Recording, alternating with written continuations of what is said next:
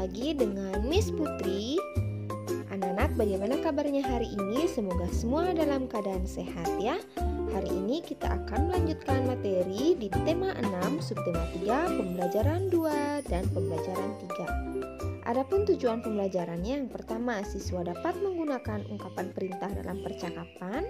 Yang kedua, siswa mengetahui makna sila ketiga Pancasila. Dan yang ketiga, siswa mengukur berat benda menggunakan alat ukur tidak baku.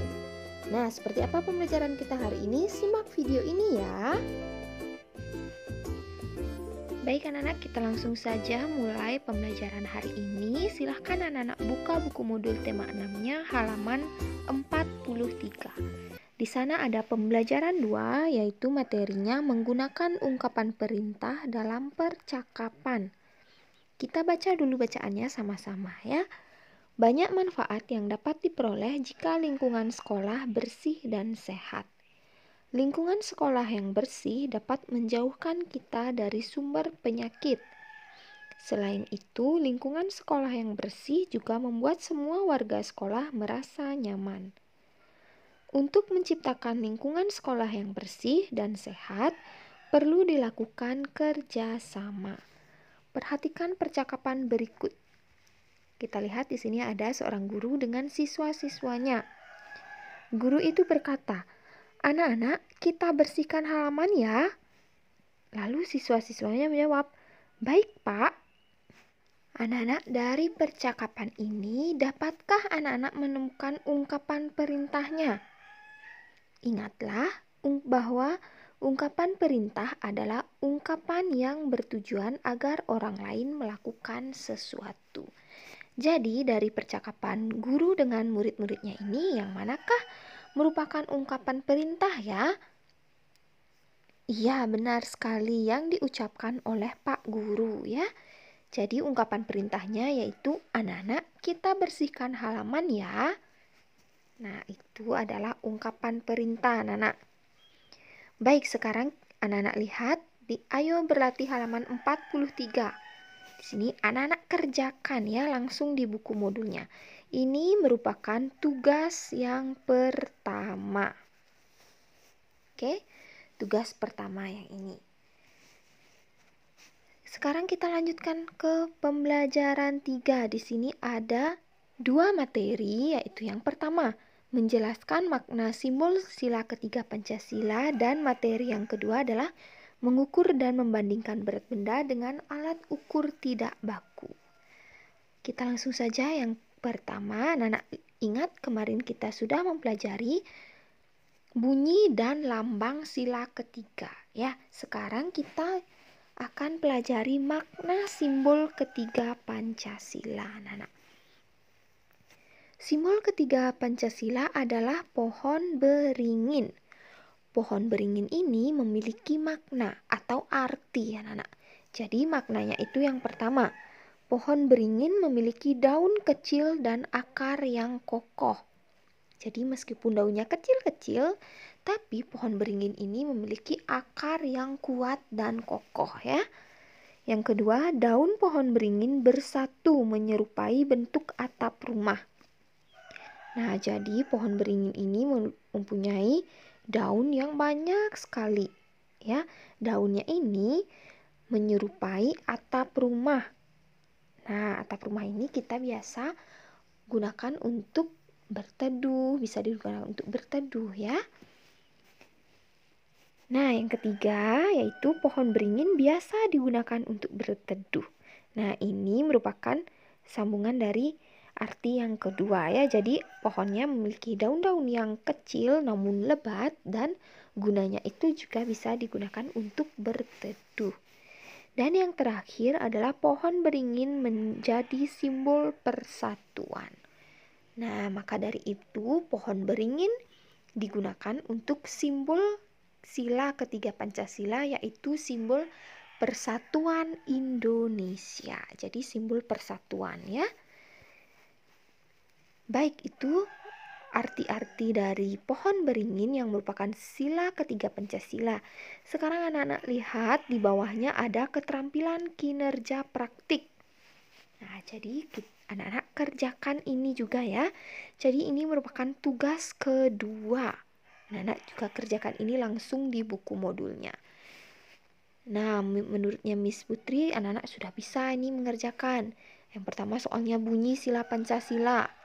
Pasti sudah tahu kan, pohon beringin bunyinya bagaimana. Nah, nanti anak-anak tulis di sini ya.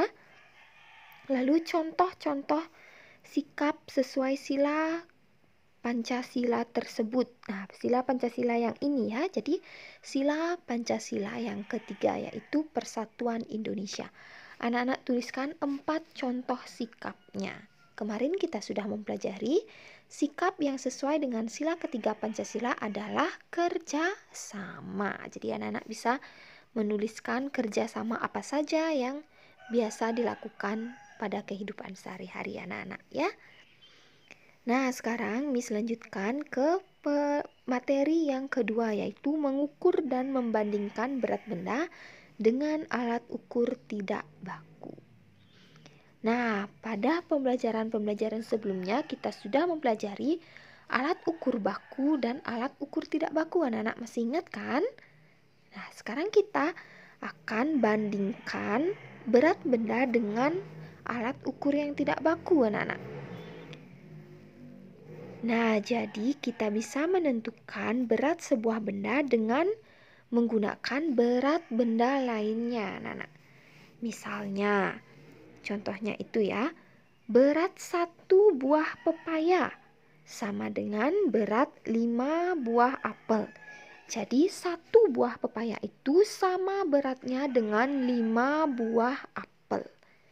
Nah, itu jadinya kita bisa menentukan berarti berat 1 buah pepaya itu sama dengan 5 buah apel. Jadi kalau 1 buah apel tidak sama beratnya dengan 1 buah pepaya ya. Jadi harus 5 buah apel baru dia bisa sama beratnya dengan pepaya.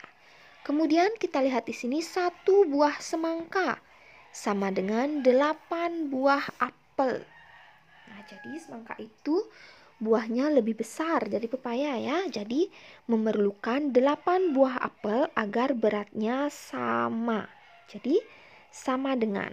Nah, jadi timbangannya itu jadinya seimbang kalau beratnya itu sama ya. Kita lihat di sini karena 5 apel kurang dari 8 apel, maka 1 pepaya lebih ringan dari 1 semangka, atau 1 semangka lebih berat dari 1 pepaya ya. Nah, itu jadinya kita bisa menentukan berat sebuah benda dengan menggunakan berat benda lainnya, nah ya. Jadi kita dapat kesimpulan di sini bahwa buah pepaya lebih ringan dari buah semangka. Begitu juga sebaliknya, buah semangka lebih berat dari buah pepaya. Nah, selanjutnya di sini ada ayo mengamati anak-anak. Tapi ini kita lewati saja ya. Kita langsung ke ayo berlatih. Kerjakan soal-soal berikut. Kita kerjakan sama-sama halaman 46 ya anak-anak. Anak-anak buka bukunya halaman 46. Kita lihat di sini anak-anak ada 4 timbangan dengan benda-benda yang berbeda. Nah, jadi gambar yang pertama ini merupakan gambar kotak pensil. 1 kotak pensil sama dengan 6 kelereng ya. Kita hitung 1, 2, 3, 4, 5, 6. Lalu gambar yang kedua, 1 buku sama dengan 8 kelereng ya. Gambar yang ketiga di sini ada 1 bola sama dengan 12 kelereng. Anak-anak juga bisa menghitungnya lagi ya. Dan 1 gunting sama dengan 5 kelereng. Nah, mungkin di bukunya anak-anak gambarnya itu agak tidak kelihatan ya. Kita bisa menggunakan gambar ini ya anak-anak. Anak-anak bisa melihatnya di sini ya. Coba kita lihat perbesar lagi. Ini benar ya, 6 kelereng. Nah, kemudian yang ini 8 kelereng. Yang ini anak-anak hitung 12 kelereng dan yang ini 5 kelereng. Nah, untuk apa kita menghitung semua ini? Nah, kita jawab soal yang ada di bawahnya, anak-anak. Ya, kita jawab yang ini ya. Kita lihat soal yang pertama yang A. Berat tempat pensil sama dengan berapa kelereng? Kita sudah hitung tadi berat tempat pensil. Gambar yang pertama ini tempat pensil. Kita hitung tadi ada 6 buah kelereng. Jadi kita tulis saja di sini berat tempat pensil adalah 6 kelereng. Anak-anak juga bisa menuliskan di bukunya ya. Lalu kita lihat soal yang B. Berat buku sama dengan berapa kelereng? Bukunya berapa tadi anak-anak? Iya, 8 kelereng ya. Kita tulis di sini 8 kelereng. Anak-anak juga bisa menuliskan langsung di buku modulnya ya. Yang ketiga, benda yang lebih berat dari buku. Apa benda yang lebih berat dari buku? Nah, untuk menjawab itu kita lihat kelereng-kelerengnya anak-anak. Di sini ada 6, 8, 12, dan 5. Jadi yang mana lebih berat daripada buku? Ini buku ya. Buku beratnya 8. Berarti yang lebih berat dari 8 adalah 12. Jadi ada bola ya. Kita tuliskan di sini. Benda yang lebih berat dari buku adalah bola. Nah, selanjutnya yang nomor D, benda yang lebih ringan dari tempat pensil. Tempat pensil itu sama dengan 6 kelereng. Nah, kira-kira yang lebih ringan dari 6 kelereng berapa apa ya, anak-anak? Anak-anak lihat di sini ada 5 kelereng. Jadi 5 ini lebih ringan dari 6 ya. Jadi jawabannya adalah gunting ya. Jadi benda yang lebih ringan dari tempat pensil adalah gunting. Nah, anak-anak juga bisa mengerjakannya di buku modulnya ya. Lalu soal selanjutnya, benda yang paling berat. Yang manakah tadi yang paling berat? Kita lihat dari jumlah kelerengnya yang ada. Apa yang paling berat anak-anak? Iya, ini yang 12 ini yang paling berat, yaitu beratnya bola. Ya, kita tuliskan juga di sini lagi bola. Kemudian soal selanjutnya, benda yang paling ringan. Nah, tadi yang paling ringan apa anak-anak?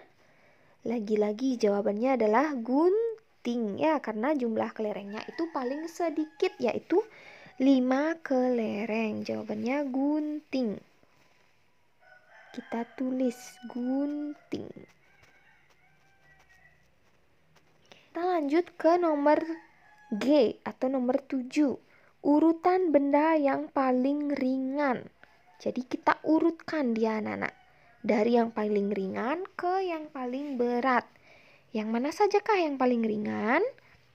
Ya, kita sudah ketemu jawabannya di sini. Gunting, lalu kotak pensil, lalu buku, dan yang paling berat adalah bola. Ya, kita tuliskan di sini ya. Nah, di sini Miss singkat tempat pensil itu jadi T pensil. Ya, artinya itu tempat pensil ya, Nana. Lalu soal yang terakhir yaitu urutan benda yang paling berat. Nah, jadi yang di atas tadi yang paling ringan, sekarang yang paling berat. Tinggal kita balikkan saja ya. Jadi yang pertama bola, lalu buku, lalu tempat pensil, dan yang terakhir gunting. Kita tuliskan di sini, anak-anak juga bisa menuliskan juga ya. Baik anak-anak, itulah materi kita hari ini. Jadi ada 3 materi yang sudah kita pelajari ya dari tadi, dan ada 2 tugas yang harus anak-anak kerjakan. Tugas yang pertama anak-anak kerjakan secara mandiri halaman 43 dan halaman 44. Jadi ada 2 tugas ya yang anak-anak kerjakan. Halaman 43 dan 44. Nah, untuk soal yang ini anak-anak tinggal salin saja jawabannya Miss di buku kalian ya. Jadi nanti tugasnya dikirim ke Miss Grace dan Miss Putri. Kelas 1A kirim ke Miss Grace dan kelas 1B kirim ke Miss Putri. Baik anak-anak, sekian materi kita hari ini. Sampai jumpa di